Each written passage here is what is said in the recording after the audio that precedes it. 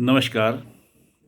हम अक्सर छोटी छोटी बातों को भी भूल जाते हैं, बड़ी बातों को तो भूलते ही हैं। किसी एक छोटी सी बात से कई बार ज़िंदगी बदल जाती है। मेरे साथ भी ऐसा ही हुआ। मैं इसी तरह से हैप्पीनेस गुरु बना। बहुत छोटी सी बात थी और बहुत बड़ी बात थी। बस कुछ सेकंडों में ही मेरी ज़िंदगी बदल गई। आज उसी कहानी को मैं आपके सामने दोहराना चाहूँगा ताकि आप अगर इससे कुछ सीख सकें तो ज़रूर सीखें। न्यूटन के साथ कहा जाता है एक घटना हुई थी कि वो एक पेड़ के नीचे बैठे थे। सेब का पेड़ था और सेब गिरा, सेब उनके सिर पर लगा। उन्होंने ये सोचा कि सेब नीचे ही क्यों गिरा। उस एक सोच ने एक आविष्कार को जन्म दिया जिसे हम ग्रेविटेशनल फोर्स के नाम से जानते हैं। उन्होंने गुरुत्वाकर्षण की खोज की। ऐसे ही मेरे साथ एक घटना घटी जिसने मेरी ज़िंदगी की सोच को बदल दिया। वो कोई आविष्कार नहीं था लेकिन ज़िंदगी बदल दी, और उस बदली हुई ज़िंदगी के कारण मैं कई और लोगों की ज़िंदगियां बदल सका। वो छोटी सी कहानी आज मैं आपके साथ शेयर करने की कोशिश करता हूँ। मैं हूँ पीके खुराना। मैं एक इंटीग्रेटेड हैप्पीनेस कोच हूँ, यानी मैं यह ट्रेनिंग देता हूँ कि हम सफल कैसे हों और सफलता के साथ साथ सच्ची खुशी कैसे हासिल करें।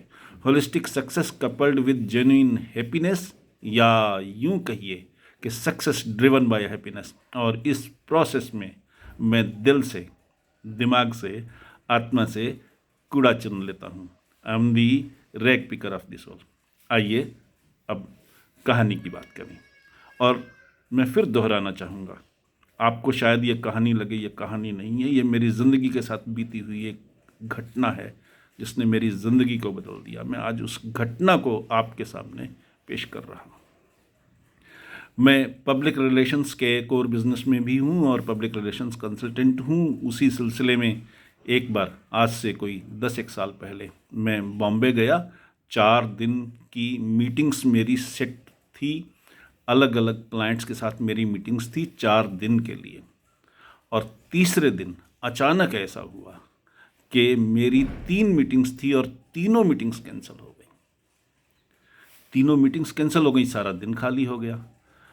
मैंने सोचा अब मैं बॉम्बे जैसे शहर में हूँ जो समुद्र के किनारे है। मैं चंडीगढ़ में रहता हूँ जहाँ समुद्र का नज़ारा देखने को नहीं मिलता। आज फिर इस मौके का इसी रूप में फ़ायदा उठाया जाए। मैं अपने होटल से निकला और बीच पर पहुँच गया। जिस बीच पर मैं गया वहाँ समुद्र के किनारे कुछ कुछ दूरी पर कुछ चबूतरे बने हुए थे जहाँ लोग बैठ सकते थे, समुद्र की अटकेलियाँ देख सकते थे, आते जाते लोगों को देख सकते थे, एंजॉय कर सकते थे। मैं भी एक चबूतरे पर बैठ गया। इंसिडेंटली उस पर मेरे अलावा और कोई नहीं था। मुझे बैठे को 3 4 5 मिनट गुजरे होंगे कि एक सज्जन जिनकी उम्र कोई अंदाज़न 35 36 साल की थी, उनके साथ 2 छोटे छोटे बच्चे थे, 2 लड़के। एक लड़का बड़ा अप्रॉक्सीमेटली 6 साल का, छोटा बच्चा उनका छोटा बेटा अप्रॉक्सीमेटली 4 साल का। 2 बच्चे और वो सज्जन आ करके मेरे साथ बैठ गए। उनके कपड़े सफ़ेद झक थे। स्पष्ट नज़र आता था कि वो बहुत पढ़े लिखे हैं, एजुकेटेड हैं और अच्छी फैमिली से बिलोंग करते हैं। उन्होंने कुर्ता पजामा पहन रखा था, बिल्कुल सफ़ेद इस्त्री किया हुआ। दोनों बच्चे छोटे थे, वो खेलने लग गए आसपास। और ये सज्जन चबूतरे के एक किनारे पर, मैं चबूतरे के दूसरे किनारे पर, और वो अपने ध्यान में मग्न हो गए।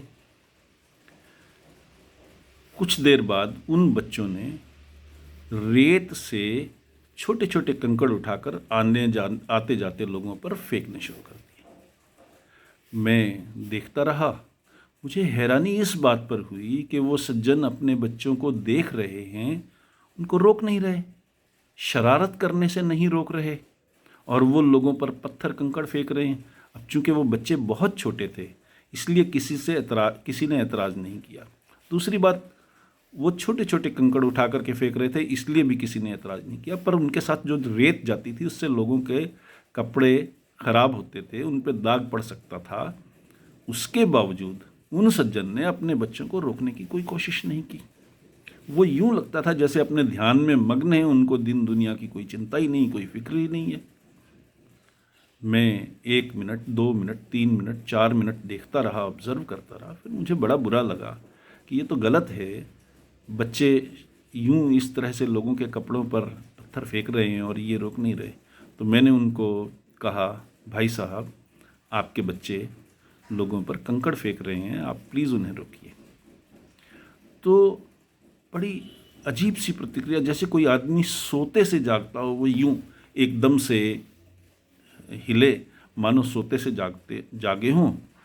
उन्होंने अपने बच्चों की तरफ देखा, दोनों को इशारे से बुलाया, और जब बच्चे पास आ गए तो उनको उन्होंने अपनी छाती से लगाया और कस करके, जैसे कहते हैं बांध लेना बाहों में, उस तरीके से उन बच्चों को अपनी छाती से लगा लिया।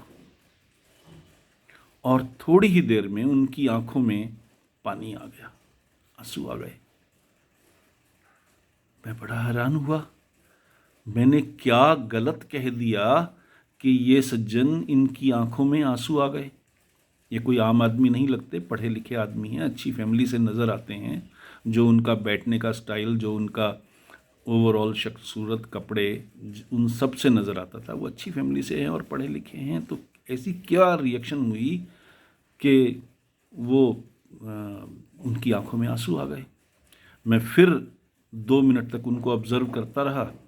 2 मिनट बाद मैंने उनसे पूछा, भाई साहब, क्या मैंने आपको कुछ गलत कह दिया, ऑफेंड कर दिया, क्या मैंने आपको हर्ट किया? वो बच्चों को छोड़कर चुपचाप उठे, उठ कर के मेरे पैर छुए और फिर कहने लगे, सर आप तो मुझसे बहुत बड़े हैं, आपने मुझे हर्ट नहीं किया, कोई ऐसी बात नहीं है, आपकी तरफ से कोई ऐसी बात नहीं है। मैं और हैरान हुआ कि मैंने हर्ट भी नहीं किया, कुछ और हमारे बीच में बातचीत भी नहीं हुई, उसके बावजूद उनकी आंखों में आंसू हैं तो क्यों हैं? मैंने फिर उनसे पूछा, आपकी आंखों में मुझे नमी नज़र आ रही है, क्या बात है? तब उन्होंने कहा, सर मैं अभी अभी इन बच्चों की माँ को शमशान घाट में जला करके आया हूँ।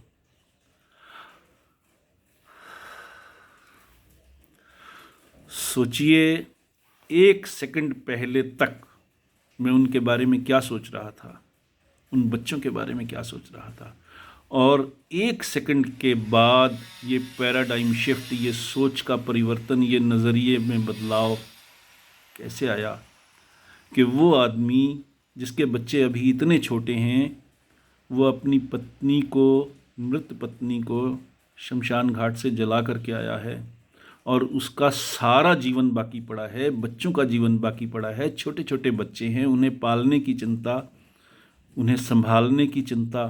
वो बेचारा किस दुख में डूबा हुआ था, और मैं कितनी निष्ठुरता से, कितनी निर्दयता से, कितनी क्रूएल्टी से ये सोच रहा था कि ये आदमी अपने बच्चों की तरफ ध्यान नहीं दे रहा। हर आदमी की कोई स्टोरी है, हर आदमी की कोई कहानी है।